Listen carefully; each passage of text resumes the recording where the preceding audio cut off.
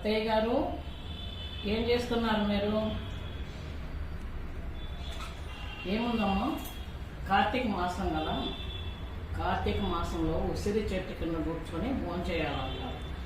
అందుకని ఉసిరి పచ్చడి వేసుకొని కార్తీక మాసంలో ఉసిరి చెట్టు కింద కూర్చొని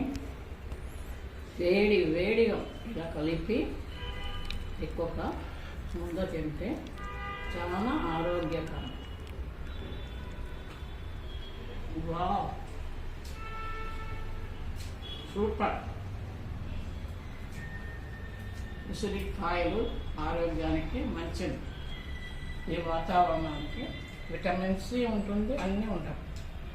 ఇలా బూరెలు అరిసెలు చేసుకొని తింటూ ఉంటే వా,